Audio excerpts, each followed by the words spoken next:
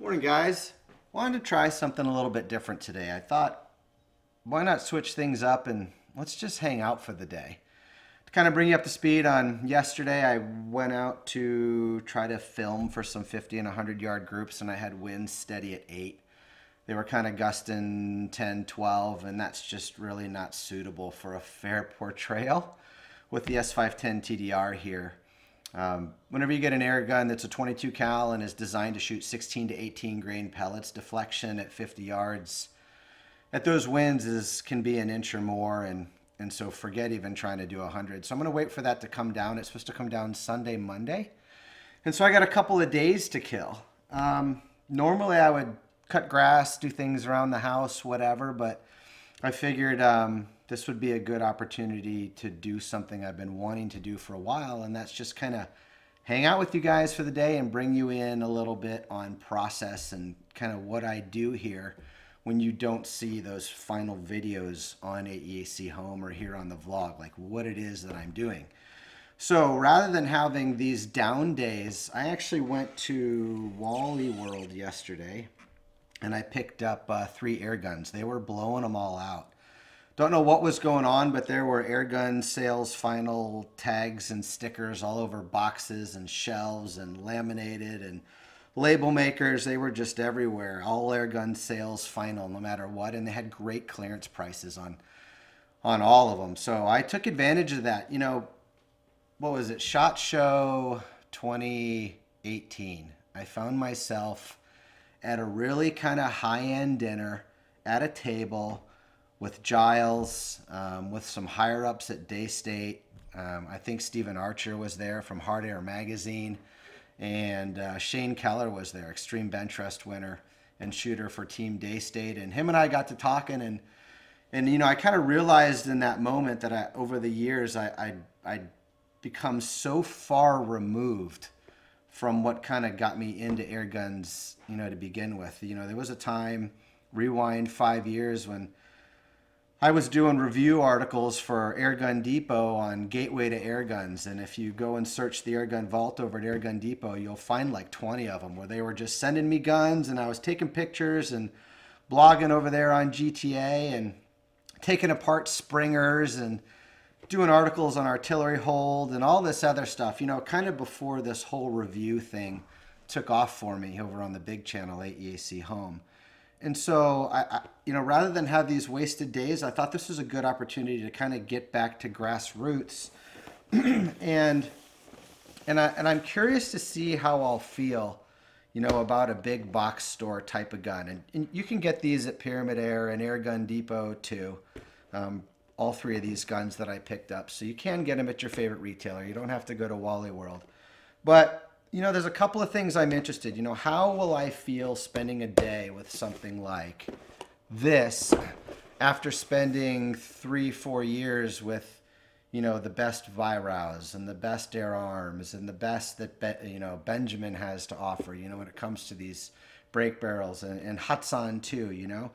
This is kind of like the mass-produced, you know, in my mind, you've got the air gun, you know, geography kind of broken into 3 groups. There's toy grade air guns, there's hobby grade air guns, and then there's enthusiast grade air guns. Well, in my mind, a lot of the stuff that you can pick up in the big box stores that are $100, sub $100 for a Springer, you know, it's kind of that, you know, that hobby grade.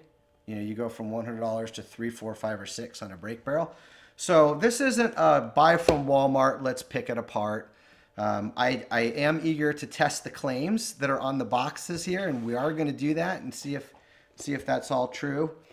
But it's not. This isn't a bashing session. I want to see if something like this can still get me excited and how it stacks up now that I have this kind of pool of what's a good word for it? Not experience, but pool. Yeah, pool of experience. Like, how does this relate now? This definitely got me very excited at one point in my life, these type of guns, and I'm just curious if they still do. So I think the first thing we'll do with any air gun when I get it, and let me just time out for a second. There's not going to be a full review of this over on AEAC Home, guys. This is today. This is the vlog. I'm going to spend a day day or two with it, and then we're going to get back on track with Mr. Air Arms here as soon as those winds come down. Did a little research last night on this Swiss Arms brand, and this legit. They are out of Switzerland, and it is an assault weapons company. This is made in China, but their normal line of products are not. Their powder burners are not. They're made over there. They seem to be very, very desirable. They're one of the companies that back in 2000, when Sig Arms turned into 3 companies, Sig Sauer, Swiss Arms, and another one, I don't remember the name of it. You know, this is one of the organizations that came of that, so seems pretty legit. All right. As usual, these things are an oily mess, so protect them in freight. Work that down a little bit. Okay. And here's the owner's manual. Looks pretty straightforward. This is how to use the safety. This is how to mount the scope. There are some detailed instructions on how to adjust this cheek piece and butt plate, it looks like. Gun's got a nice feel to it. Got it on clearance for like 70 bucks. I think they retail for about 120. So I don't know how many more of these are left at Wally World, but that's a good deal. Or if it's me, I'm calling somebody like Pyramid and being like, hey, what can you sell it to me for? Because at least you got, I don't know, probably have some recourse over there. Maybe you don't. But that all sales final was a little bit spooky for me, but I think this is for a good cause. All right, let's get this barrel cleaned. It's going to be interesting to see what this sounds like. Surprisingly linear and smooth in its cocking, but grindy. Ooh, look at that. Look at that ugly mess. Got all the goop up there around the breech seal. All that ugly muddy grease. But it's all right. We'll leave that right in place. Make sure my safety is on. Actually, let's see if this thing will decock. It will not decock. All right, well, that's not a terrible thing, but who's complaining for the price? Let's see. God,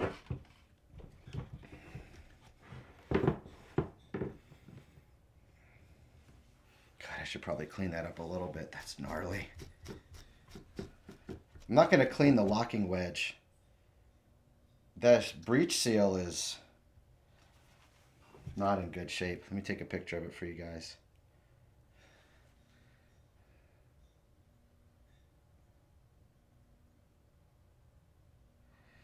That's pretty sketchy. It's not that I care that it looks good. I would just want to make sure the breech seal would work well. And that breech seal looks like, it's almost got like glue all over it. But we'll find out. The only thing that should affect is if the velocity is consistent and if it's consistently good. I'm not going to pick any of this glue off. It's almost like they wanted the glue on there to make the breech seal more substantial. I don't know. All right, let's get a patch worm.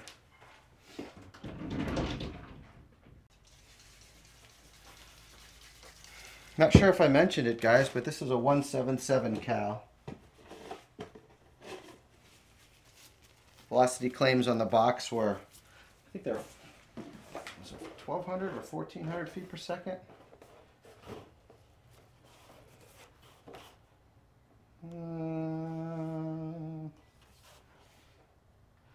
1,400 feet per second. There it is. Mentioned features may vary slightly, plus or minus 10%. Okay. Energy 40 joules. So we'll figure all that out. If it's actually meeting that, we'll try. I'm guessing we're going to need some kind of alloy or tin pellet to reach that 1,400. Any of you that are watching are new to air gunning, 1,400 feet per second, that is not a positive thing. That is not a good thing. You're not going to get good accuracy much past 20 or 30 feet. at those velocities. Any pellet that's a Diablo shaped pellet, which are like almost all of them except maybe the JESB redesigns, that have that kind of parachute looking thing on the back after the head of the pellet. The ideal speed to be accurate, it's, you know, like 25 yards, maybe 50, is, let's say 750 feet per second on up to 875, 880. When you see the guys competing at a national level, like at ARMAC, at the Pyramid Air Cup, and Extreme Bench Rest, and whatever, they're all tuning their guns to shoot that type of pellet. 850 to 880 is kind of the window. You can't, doesn't mean you can't get away with 9, but pellet stability starts to go away. You'll start to see those pellets kind of corkscrew all the way down to the target. And that's never a good thing. All right, let's see what this looks like. Oh, yummy. Get you guys a picture of that.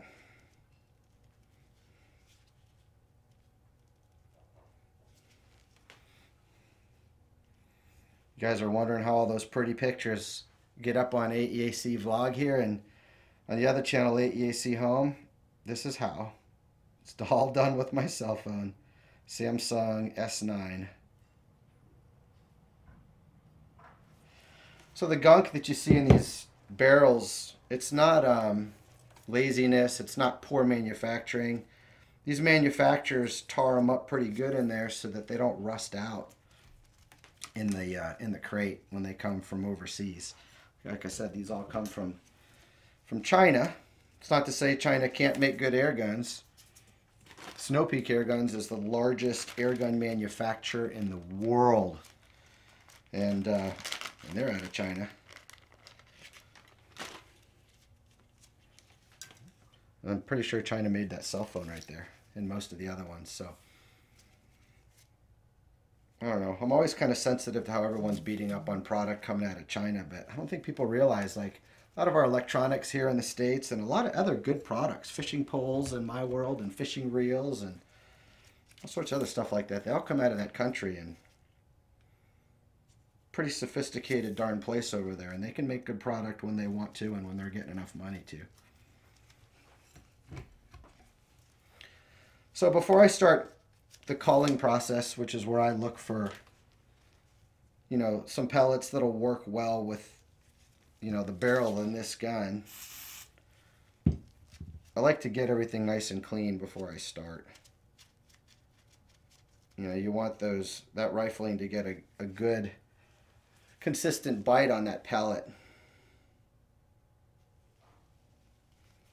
Common question I get from you guys is, why or how do I always get these guns to shoot so well? And do I get special product from the manufacturers and from the distributors and the retailers? And the answer is, I don't really know.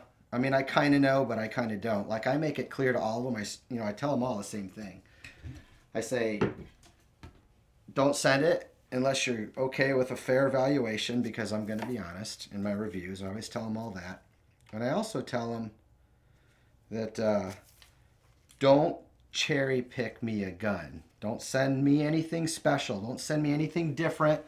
Any kind of pre-production or prototype air gun to review that's going to be different than what the public gets, because if the results that I get on YouTube differ from what everyone else is going to get, that's only going to hurt you, right? So just grab something off the shelf and send it. And I feel like they do.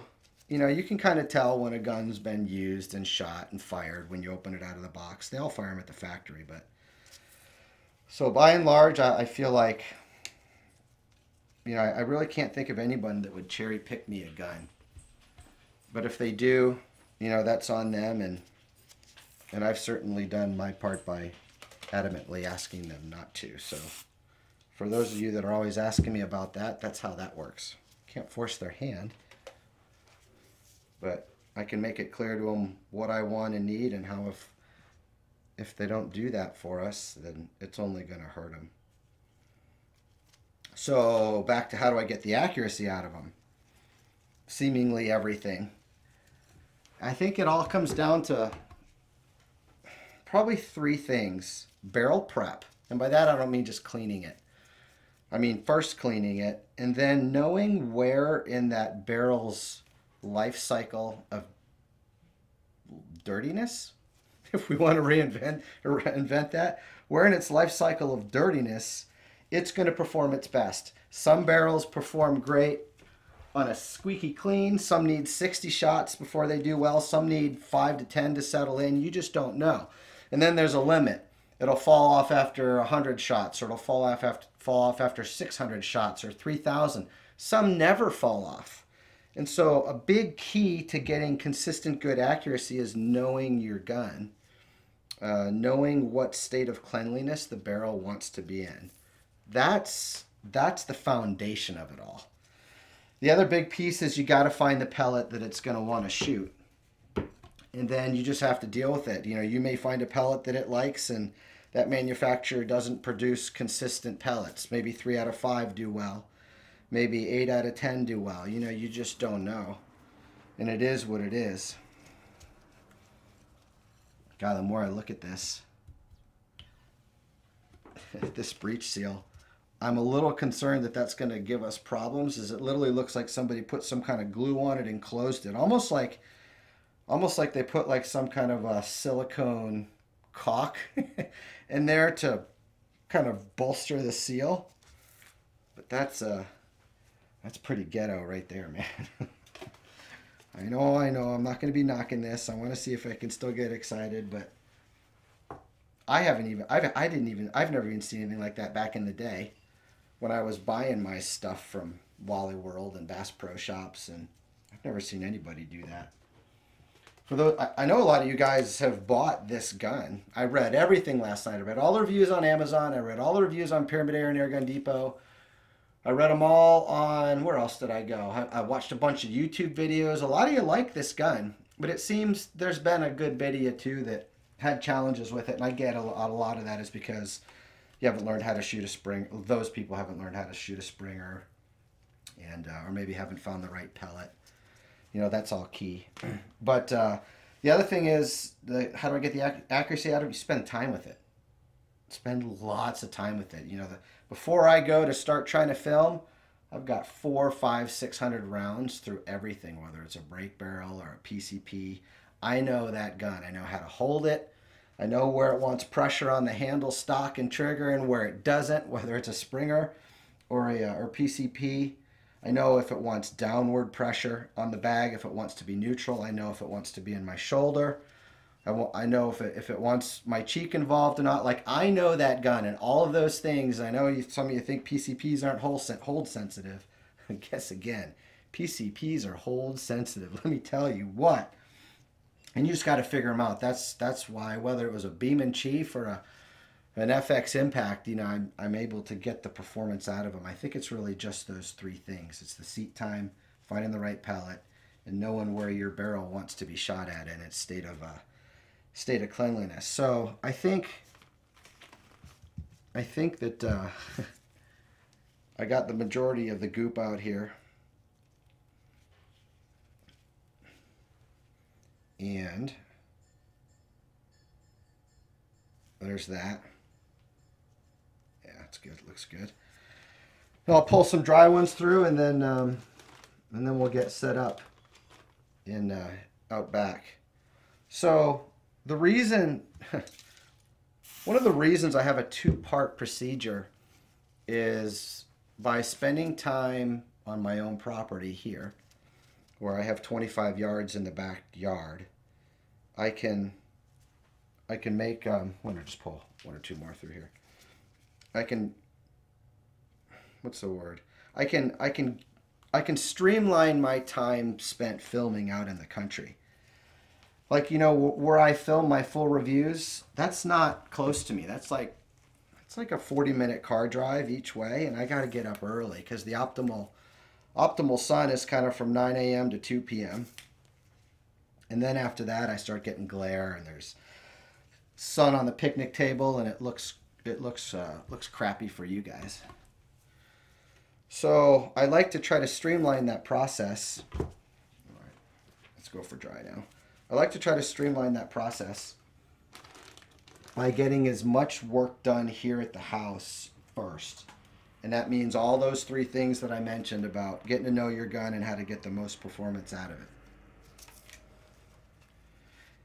And then I move out there. So that's kind of why I do that. And then the fringe benefit, if you will, is that you guys get a vlog video and I get to bring you in on discovery and approach, and you kind of get to learn as I learn. You know, if you don't want to wait for the vlog and you're extra eager, or you just like the content, you know, hit me up on Instagram, because Instagram's kind of like a play-by-play. As I see it, you see it. If I find something interesting, photograph goes on there. Sometimes it has a comment, sometimes it doesn't. And we go from there into the vlog, and then I like to circle back on AEAC Facebook and kind of give you guys a post review, final thoughts, and confusion. Yeah, hopefully not. Conclusion. All right, getting squeaky now, and where you can see the gun close up and kind of get a concluding event to it all. I really hope I'm not boring you guys with this. This is my world. When I'm not just living my life, you know, with my family and friends, this is what I'm doing. All right, so I think we're in a pretty good place here.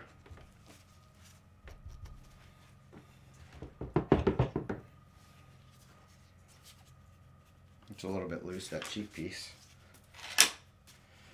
All right, I can't decock this. I have to fire it safe, so let me get set up in the backyard, and I'll see you guys there. All right, guys, I think we're pretty well set up here. Got the scope mounted up.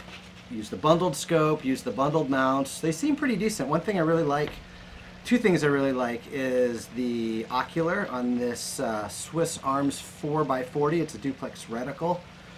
I was able to adjust that to my uncorrected eye, and I really appreciate that because I don't have the greatest eyes, and oftentimes a lot of these bundled scopes, I'm unable to do that.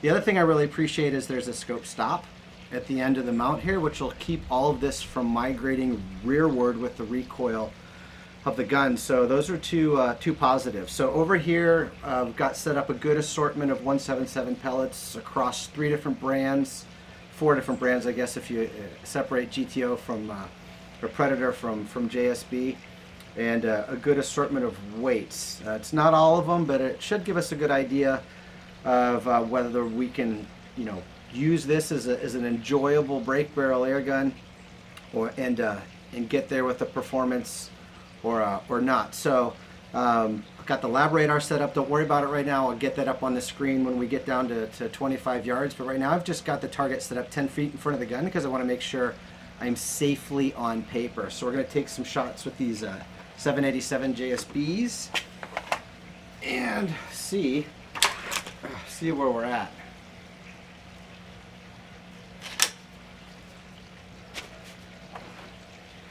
Pellet fit in there nicely. Seated completely. It's all good. And let's see what happens here. All right. If that's a first stage, it's about 2 millimeters long.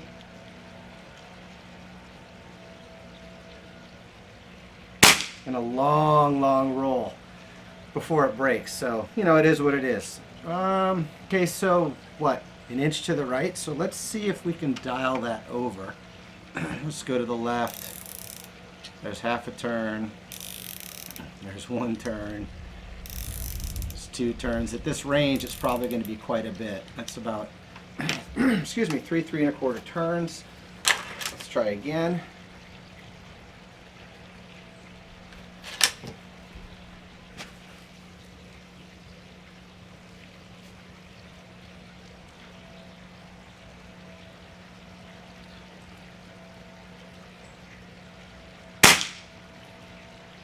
Okay, much better. Now let's take a third just to make sure that this scope doesn't seat in and settle somewhere else on us before I move the target down range. because they do have a tendency to do that, especially these less expensive bundled scopes.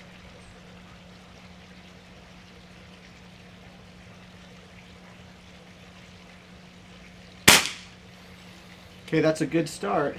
Looks like everything went through the same hole, so, and no dieseling, which is kind of a surprise. Normally these guns will smoke like a Kentucky Fried Southern pickup truck for the first 20 shots, but this one isn't, and that's nice to see. And I did not hear a supersonic crack with the 787, so that's good news too. So I'm going to get reset up.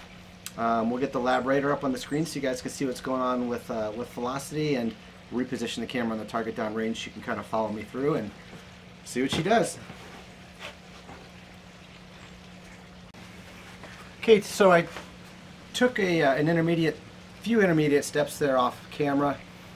One, obviously, the gun was shooting high, because when you're hitting a target 10 feet away on the perfect horizontal, that, you know, with a scope this high above the barrel, then, you know, you've got some work to do there. So I moved it out to about 25-30 feet, and then, you know, did some more sighting in with the scope, then eventually moved it down to 25 with a couple of different pellets to make sure that I was in the neighborhood, so to speak. The other thing you want to do is keep yourself a screwdriver on hand, and every I don't know, 25-30 shots, check those stock screws, make sure they're tight. And I should mention that these came very loose. If I were going to buy this gun, I would be cleaning both the screw and the screw hole with isopropyl alcohol, and then letting that dry thoroughly, and then giving that 24 hours with some blue Loctite to keep everything in place. I'm not going to fool with that today, but I will hit it every 20 or 25 shots. So we're going to move through these pretty quick. It's what I normally do. You may see me take 3 shots, you may see me take 5. It all depends on what I feel like the trend is doing. If you've got one here and one here and one here, I'm moving on to the next pellet. If they kind of get closer, then I'm going to shoot through the 5, and I kind of do that for my time and for speed. So I'm going to start with these JSBs, 787, 844, 1034, 1343, and then the 10.3 and the 8.4 Air Arms variants, which are made in the JSB plant with a different die. So let's tear through it, see if we can establish some pattern, and if we can find a pellet that this gun likes. Now, this trigger is horrendous. And I'm looking through a 4x40 scope, so, you know, it kind of is what it is, and let's just see how it shakes out.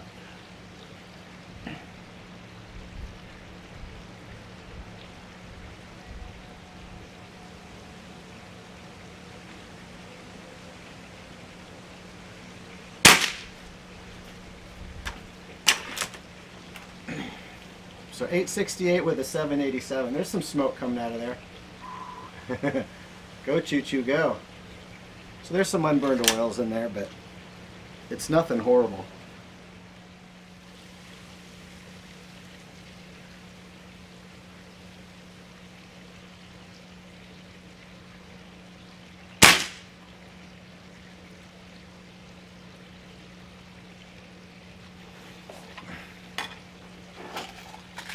Nothing lining up so far, so I'm going to go down there and reposition the camera on some fresh paper, and we will go through the next row of 6. Alright, let's see how these stock screws are doing. That one hasn't moved. And that one moved a little bit, but not much. Alright, poly mags.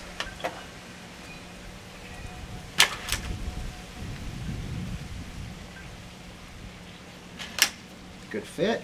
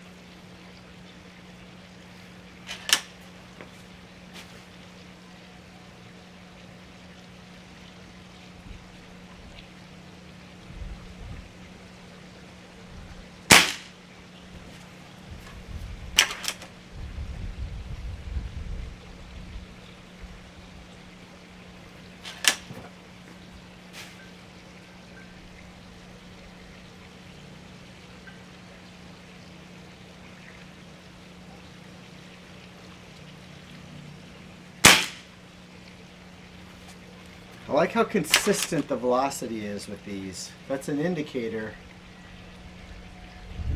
that it could be a good match for this gun.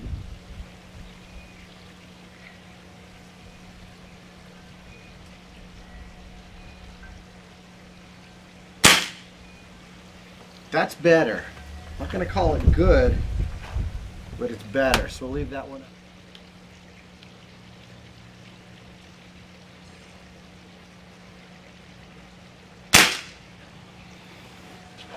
All right, let's swap it out and keep going.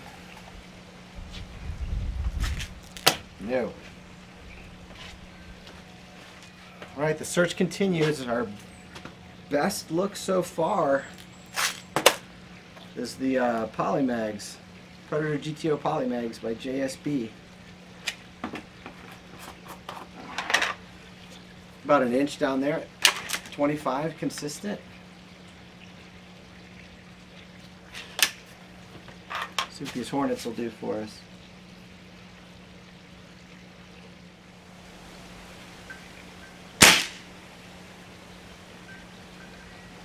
Too high, too low, that doesn't work. Well, 3 high, 2 low. All right, the greens. This is a 6.5 grain. It's another alloy tin, Barracuda green. Hopefully the lab radar can see this one. This is another good indicator of that 1,400 foot per second, plus or minus 10% on the box.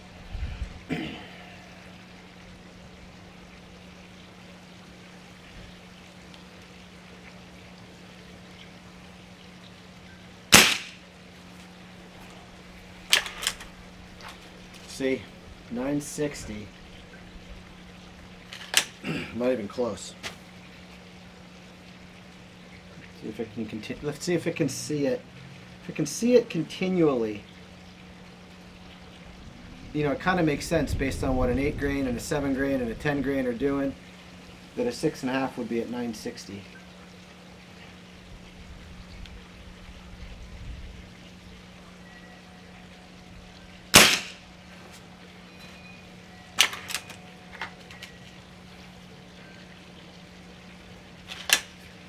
Definitely not going supersonic though.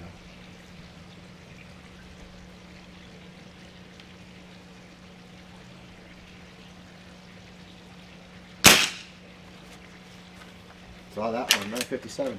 And you know what? It's a good thing that they're not going 1,400 feet per second. My whole thing is, you don't gotta lie about it and mistrain your buying public on that's a virtue just because somebody else does. I love what Sig Sauer's doing, how they're re-educating everybody kind of on their box with their marketing and in their message. And when I reviewed their ASP 20, my message that the high velocity is not how you get good accuracy in air gun.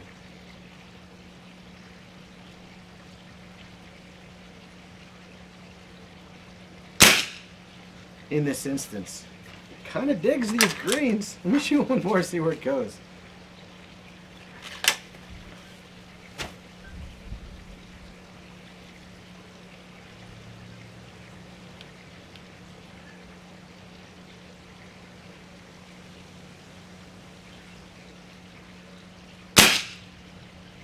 Three high, 2 low. Yeah. Alright, where were we? Field target trophy. Those just shot at 6 inches low. I'm not even going to fool with that. See what it does with the field target trophy greens. And we'll change paper again and maybe the Crossmans will save the day.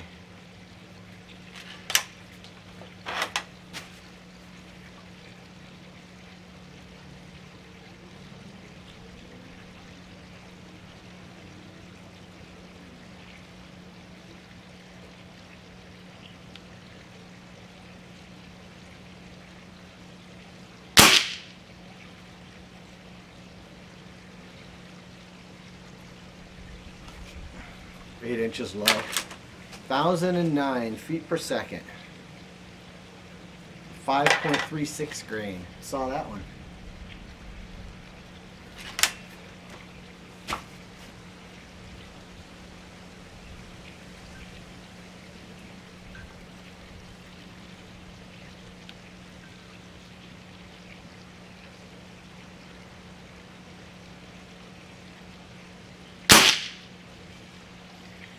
10-12. So they're not going anywhere spectacular, but at least we've got reliable data now. So a 5.5. It's a different shaped pellet than those GTOs were, and it can see it better for whatever reason.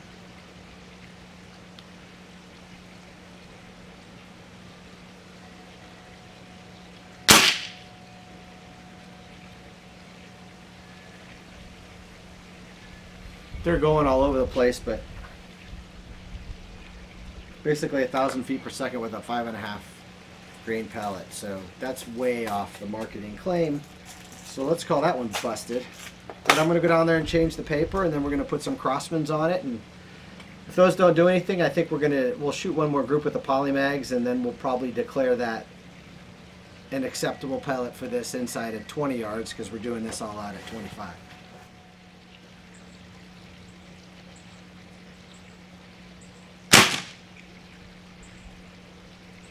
No, I went way high. Ugh. All right. Let's try one more with our polymag to make sure we weren't getting duped. And I think we're going to call it.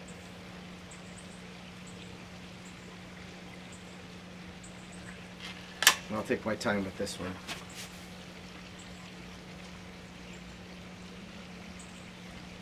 Okay, we're going to go bottom row, center target. Which means they're probably going to hit around the target just above it, but that's fine. We're just looking for pattern right now.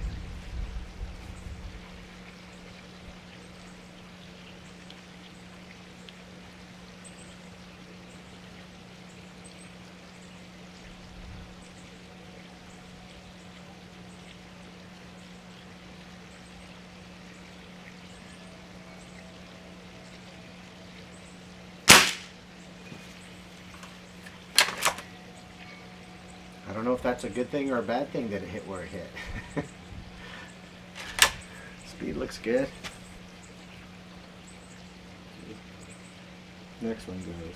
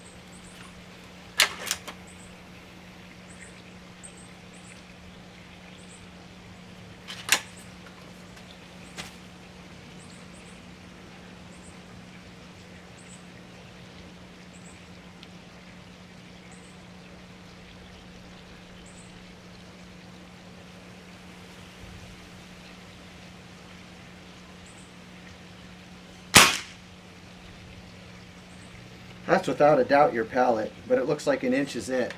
I got a feeling if I could lighten that trigger and make it good, I could shrink that down to sub ½ inch at 25. And what were the odds? All of this lead and tin, and it likes the Polymag 8 grain.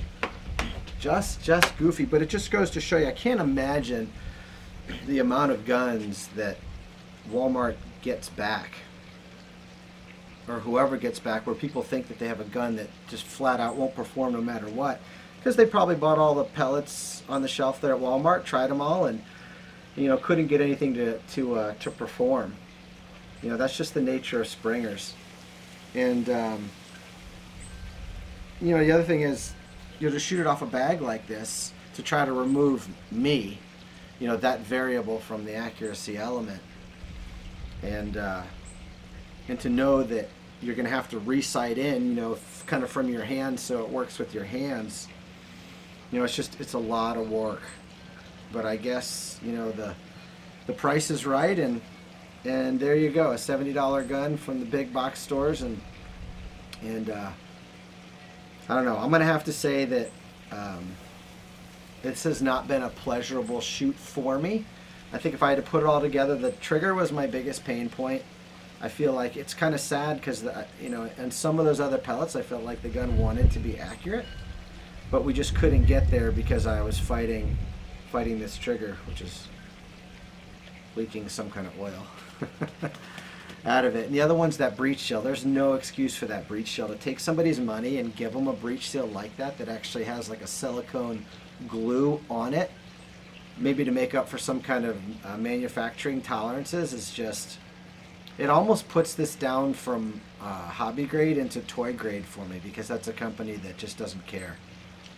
You know, if they're going to put a Band-Aid on that, put it in a box, sell it as new, and kind of as is, no returns type deal. And it's also a bummer because this scope seems really decent. You know, a lot of these bundled scopes do not do well at 25 yards. You can't get them to align with the gun, whether it's left or right, or whether there's manufacturing barrel droop. I had none of that with this. And the eye relief was even good, and the picture is nice and clear, and it's bright, and the scope responded to the input I gave it, you know, with the turrets. And I love how they put this little mount here at the back of the scope, and the stock to me looks fantastic. Balances out good, feels good. This length of pole is really short. There's no way to lengthen it, so it kind of tells me it's for a kid, but I don't know if this is for a kid because the cocking force is quite a bit. It's probably 35, 40 pounds. You know, so not easy. But I don't know. Can you see it on me? I'm disappointed. I wanted for better. I wanted it to do really well for the 70 bucks. And to say this thing does 1,400 feet per second and I'm getting 1,000 with a 6.5 or 5.5 grain, whatever that was, that's just pure bunk. I don't understand why you'd want to mislead the public like that, but a lot of companies do. So, I can imagine for a lot of you that was super boring, but maybe some of you liked it. Let me know down in the comments. I bought 2 more of them, and I'm sure I'm going to have a couple more days to kill throughout the year. Then I'm happy to bring them into the vlog and kind of bring you with me in evaluating what I do here and how I do it. And but if you don't like it, I am certainly not going to waste any more of my time on it, because I could have been out cutting grass today or going to the gym or something, cleaning the pool, you know, all those fun things. But man, kind of a bummer. All right, so with that, I will close the out. Wherever you are, whatever you're doing, hoping you're having a fantastic day, and that this interaction and peek into my world made it even better for you. See you later, guys.